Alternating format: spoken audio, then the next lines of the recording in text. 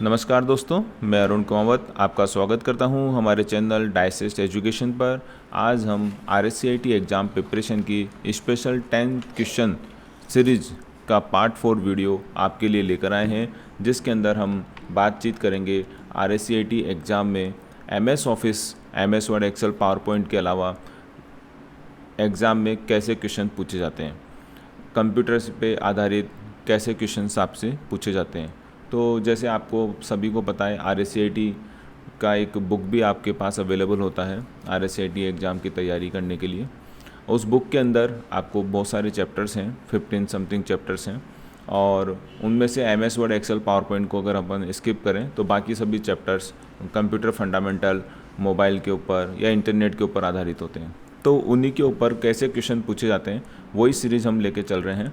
तो चलिए हमारा पहला क्वेश्चन देखते हैं और आपको ये सीरीज़ का पहला क्वेश्चन।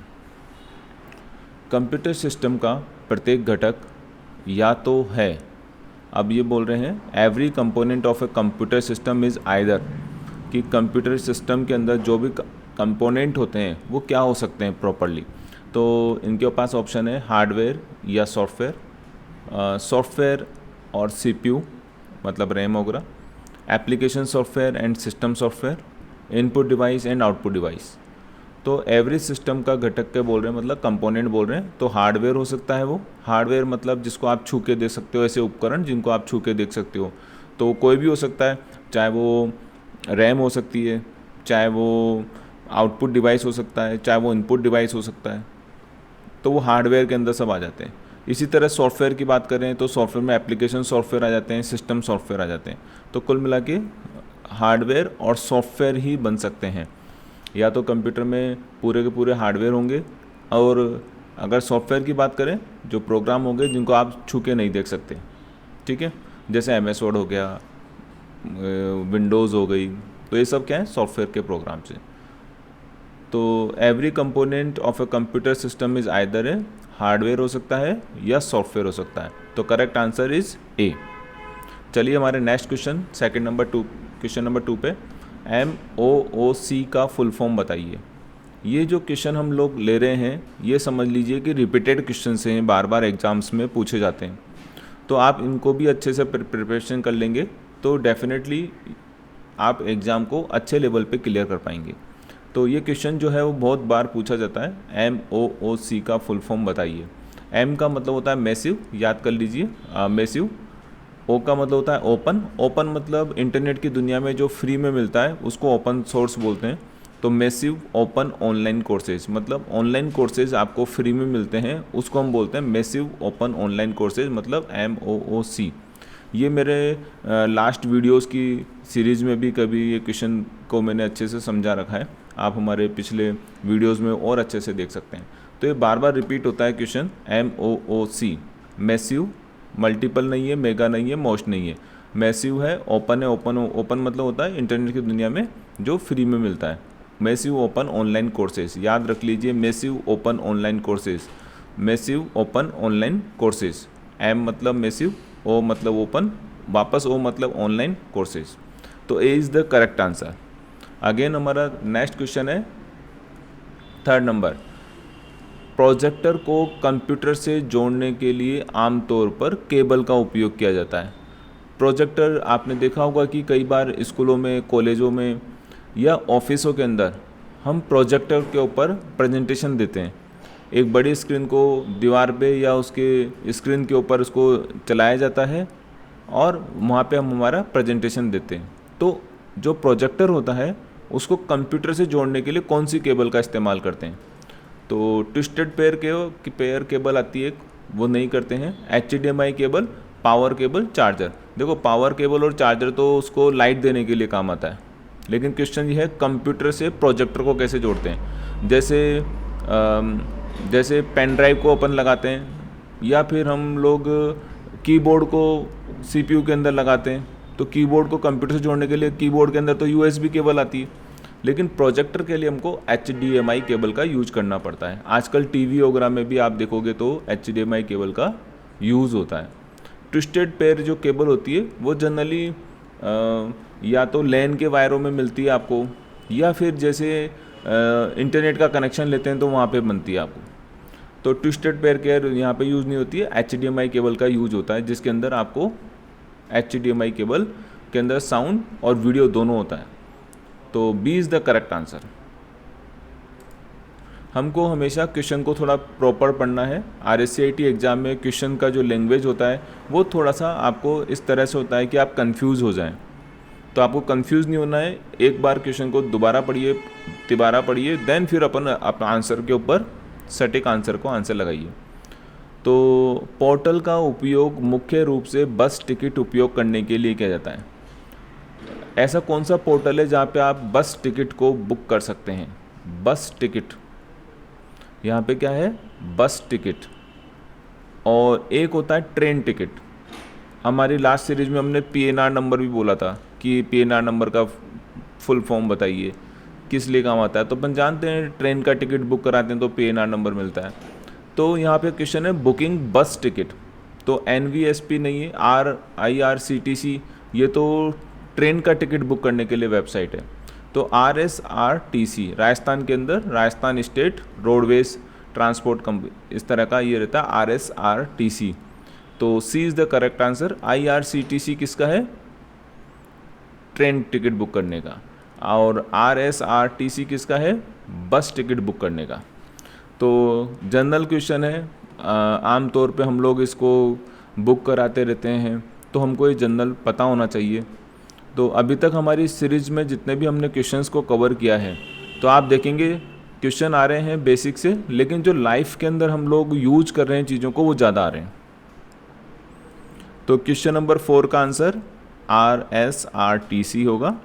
नेक्स्ट क्वेश्चन हम बात करते हैं CD-ROM और CDRW में क्या अंतर है? CD-ROM और CDRW में क्या अंतर है? तो ये क्वेश्चन हर बार कैसे न कैसे पूछा जा रहा है।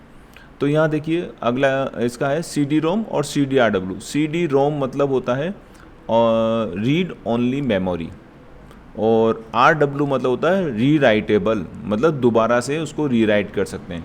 पहले हमारे पास जो CD आती थी, अभी भी मिलती है CD, तो लेकिन यूजेस कम हो गया है। तो CD जब आप खरीदने जाते हैं तो दो तरह की CD आपको मिलती है। एक तो CD-R मिलता है, R बोल सकते हो या ROM बोल सकते हो, पूरा CD-R भी बोला जा सकता है। तो CD-R और CDRW, आप दुकान वाले को बोल सकते हैं कि हमको CD-R दे दो या CDRW दे दो। अब what is the difference? CD-R मतलब this is A read only memory, आप इसको केवल पढ़ सकते हैं, केवल CD-ROM को पढ़ा जा सकता है। मतलब इसमें जो पिक्चर होगी वो देखी जा सकती है, लेकिन उस पिक्चर को चेंज नहीं किया जा सकता। लेकिन RW मतलब उसको रीराइट कर सकते हो, कुछ भर गया वापस खाली करके दोबारा भर सकते हो, तो रीराइटेबल हो जाता है। जैसे हम पेन ड्राइव में भर जाती है, उसको वापस खाली करके दोबारा भर देते हैं, तो दिस इज रीराइटेबल। तो ये बोल रहे हैं दोनों में क्या अंतर है? तो पहला अंतर क्या है? वे एक जैसे हैं, बस दो अलग अलग शब्द हैं जिनका इस्तेमाल अलग अलग निर्माताओं द्वारा किया जाता है। ऐसा तो है नहीं कि कोई अलग अलग कंपनी बना रही, बस नाम एक है, नहीं, दोनों का अंतर अलग है। दिए गए विकल्पों के अलावा अन्य दर, मतलब इनमें से कोई ऑप्शन नहीं है, कुछ और ही होगा। इसका मतलब ये भी दो आंसर तो गलत हो गए हमारे। CD-ROM में CDRW की तुलना में अधिक जानकारी होती है, ऐसा कुछ नहीं है। CD का 720 MB का होता है, तो दोनों में एक जैसा ही होता है। हाँ, CD और DVD के अंदर अगर चेंज करेंगे तो लास्ट मेरी सीरीज के अंदर हमने बताया था कि उनकी कैपेसिटी कितनी होती है। तो CDRW को लिखा जा सकता है, मतलब उसमें लिखा जा सकता है, और CD-ROM को केवल पढ़ा जा सकता है। That means D is the correct answer कि इनका क्या डिफरेंस है। ओके, तो चलिए हमारे नेक्स्ट क्वेश्चन की तरफ। 6 नंबर का क्वेश्चन, निम्नलिखित में से कौन सा भारत में साइबर अपराध और ई-कॉमर्स से संबंधित प्राथमिक कानून है? ये साइबर क्राइम और ई-कॉमर्स से रिलेटेड एक ही रूल है इंडिया के अंदर, जो भारतीय IT अधिनियम 2000 इंडिया एक्ट 2000 के अंदर बना था। बस इंडिया एक्ट IT एक्ट 2000। तो A is the correct answer. 2000 series को याद रखिए। साइबर क्राइम वगैरह के लिए IT एक्ट है, उसमें कोई चेंजेस नहीं हुआ है और अभी यही चल रहा है। तो ये आपकी किताब के अंदर RSCIT बुक में लास्ट में आप देखेंगे सिक्योरिटी के अंदर, वहाँ पे आपको दे रखा है। तो IT एक्ट 2000 इसको याद ही रखना पड़ेगा। 2000 से याद रख लीजिए, 2000 IT इससे संबंधित हो गया। देखो बाकी कहीं भी नहीं है, अलग अलग कोई रूल्स नहीं बने अभी। तो चलिए नेक्स्ट क्वेश्चन हमारा क्वेश्चन नंबर 7, आप निम्न का उपयोग करके कंप्यूटर से सोशल मीडिया का उपयोग कर सकते हैं। सोशल मीडिया का यूज कैसे कर सकते हैं आप? तो ये तो आप सब समझदार हैं इसके अंदर, तो इसमें आपको बताने की ज़रूरत नहीं है। डॉक्यूमेंट, एक्सेल, पीपीटी का यूज करके सोशल मीडिया नहीं कर सकते। यूट्यूब, गूगल प्ले और आउटलुक का यूज करके ये भी नहीं कर सकते, क्योंकि Google play is the different part जहाँ पे आप पैसे वैसे की बात करते हैं। आउटलुक मतलब अलग है, यूट्यूब जहाँ पे वीडियो देख सकते हैं। बट थर्ड आंसर देखेंगे तो फेसबुक है, इंस्टाग्राम है और ट्विटर है। तो social media is the Facebook, Instagram और ट्विटर। एसएसओ वगैरह नहीं है, तो C is the correct answer. इसको तो आप शायद सब नहीं भी समझाते तो भी सही करके आते आप। चलिए नेक्स्ट क्वेश्चन हमारा क्वेश्चन नंबर 8, किसी फाइल को सीडी से हार्ड डिस्क पर कॉपी करना और फिर हार्ड डिस्क पर कॉपी खोलना क्यों बेहतर है? मतलब ये ऐसे बोल रहे हैं कि जैसे समझ लो कि सीडी में कुछ चीज़ रखा हुआ है और हम उसको डायरेक्टली नहीं खोलें, पहले उसको कंप्यूटर में कॉपी कर लें और फिर उसको अपनी कंप्यूटर में कॉपी करके कंप्यूटर से उसको खोलें, मतलब हार्ड डिस्क से खोलें।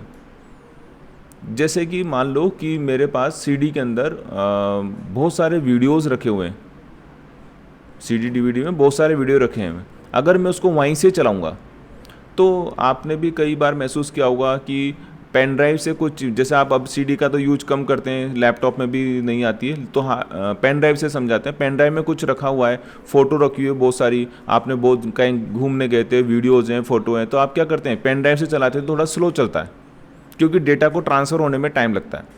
तो आप क्या करते हैं, सारा चीज़ कॉपी करते हैं और कंप्यूटर में डाल देते हैं।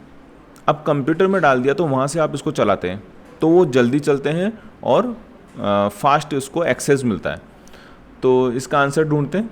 एक सीडी को कंप्यूटर से दूसरे कंप्यूटर से आसानी से ले आ सकते हैं, ऐसा तो कुछ नहीं है कि एक जगह से दूसरे। आप हार्ड डिस्क पर अधिक संग्रहित कर सकते हैं, हाँ ये सही है, बट उसका मतलब ये नहीं है कि हम इसको कॉपी करके रखें, वो तो सीडी में रखा हुआ है चीज़ें। कंप्यूटर सीडी पर संग्रहित फाइल को नहीं खोल सकता है, ऐसा भी कुछ नहीं है। कंप्यूटर खोल सकता है, अगर उसमें आपने सीडी लगाई है तो खुल जाएगा 2 मिनट में, हाँ, बट उसका एक्सेस टाइम थोड़ा सा ज़्यादा होता है। एक्सेस टाइम मतलब उसको पढ़ने का और फिर आपको दिखाने का। हार्ड डिस्क को पढ़ना अधिक तेज और सुरक्षित होते हैं, एकदम सही है। तो D is the correct answer कि हार्ड डिस्क में से फटाफट से हम उसको पढ़ सकते हैं और सुरक्षित भी होता है, करप्ट नहीं होती फाइलें।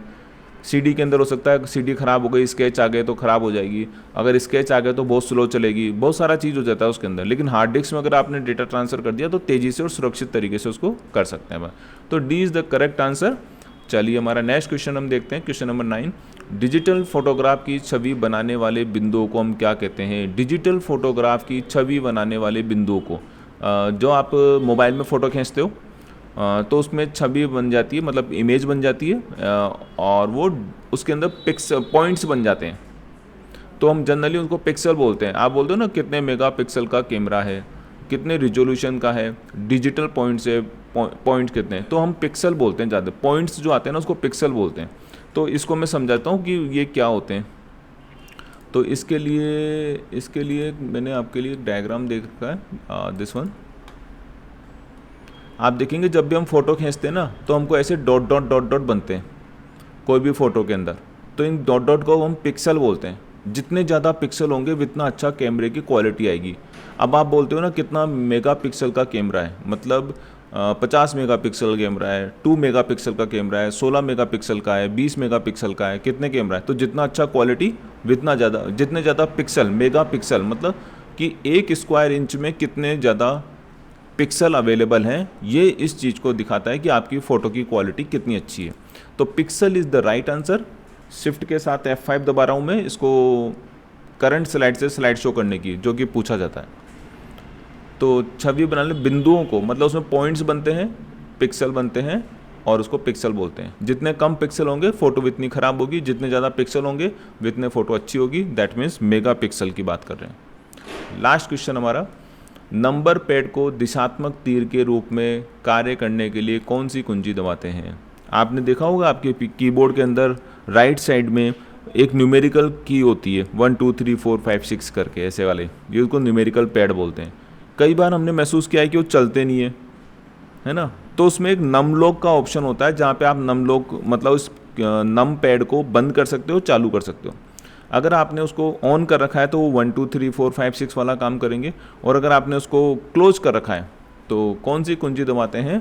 तो न्यूमेरिकल लॉक, उसके अंदर फर्स्ट की होती है, ऊपर लिखा भी रहता है नमलोक 7 के ऊपर, तो वहाँ पे आप नमलोक दबा देंगे तो वो जो गिनती है ना 1 2 3 4 5 6 वो एरो की में बदल जाती है। जनरली इस तरह के काम करने के लिए हम लोग जब गेम खेलते हैं तो इस हाथ से, राइट हाथ से हम एरो की से ऊपर नीचे भाग के और गेम को पूरा कंप्लीट कर सकते हैं।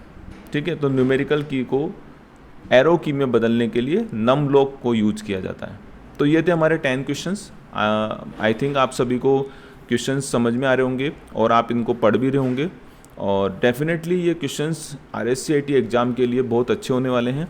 और आप हमारी सीरीज को पूरा देखिए, सारे वीडियोस को फॉलो करिए, उसको रीड करिए और हमारे चैनल को फॉलो करिए। ठीक है, थैंक यू।